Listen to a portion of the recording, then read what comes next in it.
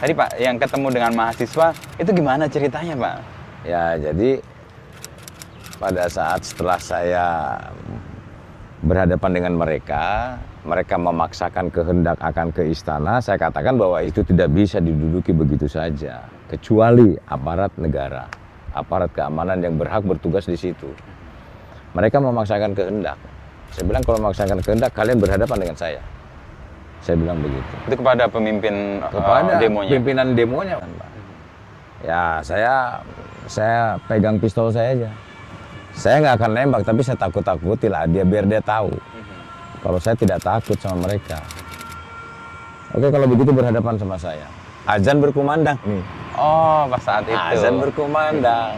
Ya mungkin dia ngeper juga kan. Ya Pak, bagaimana Pak ini azan berkumandang Pak? Bagaimana kalau misalnya kita sholat berjamaah?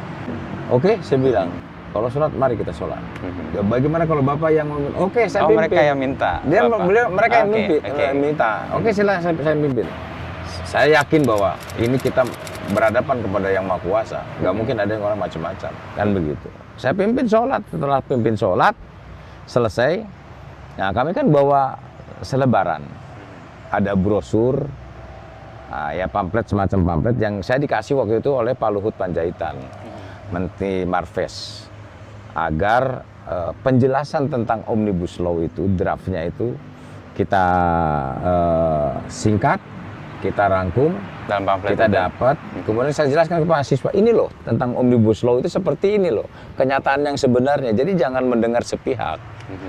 Saya bilang, ini loh. Itu habis sholat? Setelah sholat, setelah mereka baca, kan itu kan ringkasan aja. Mereka banyak yang paham rupanya.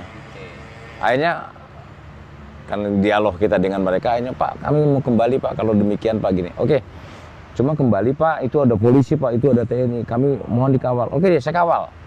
Kita kawal 30 orang, 15 ke sebelah kanan, 15 sebelah kiri. Kawal pulang. Akhirnya pulang mereka dikawal oleh TNI dan Polri. Udah selesai, clear, gak jadi itu duduk di istana. Itu peristiwa yang buat media waktu itu jadi magnet ya Pak, buat kami setidaknya ngelihat ini siapa nih. Saya nggak tahu kalau ada yang moto tuh. Iya, itu saya nggak kejadian. tahu. Dan viral di media sosial juga waktu itu.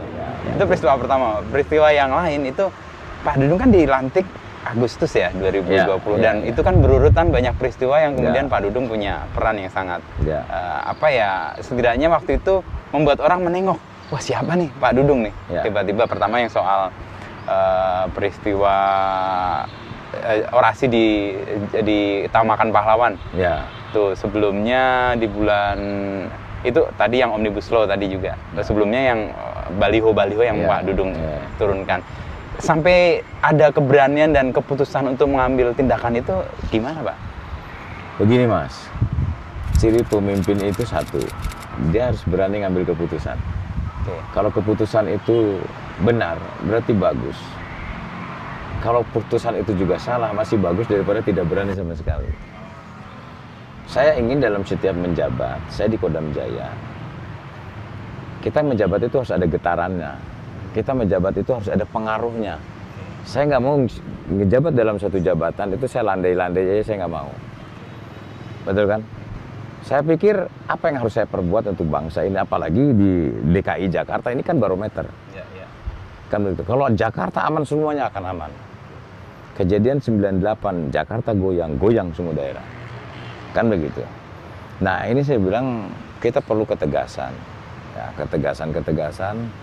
Saya lihat informasi-informasi dari sebelum-sebelumnya bahwa memang perlu adanya ketegasan yang hakiki. Ya, dengan tetap kita berpedoman kepada Negara Kesatuan Republik Indonesia. Kan itu kan beresiko Pak. Dengan resiko itu Pak Dudung mengambilnya dan deal dengan resiko itu gimana? Begini Mas, mula-mula hidup ini sadar bahwa hidup ini mengandung risiko. Tetapi kalau hati nurani kita ini kuat, apapun yang kita hadapi, kita harus berani, termasuk menghadapi risiko itu sendiri. Nabi Muhammad mengajarkan orang yang tidak berani ngambil risiko adalah orang-orang yang merugi. Saya nggak mau datar-datar aja Mas, saya cari aman saja, saya nggak mau. Betul nggak? Saya menjabat, yang penting aman, saya takut dicopot jabatan, saya nggak ada tuh. Selagi kalau kepentingan saya adalah kepentingan untuk merah putih, untuk Republik ini, jangan ragu-ragu. jangan setengah-setengah dan jangan main-main. Saya berbuat begitu aja.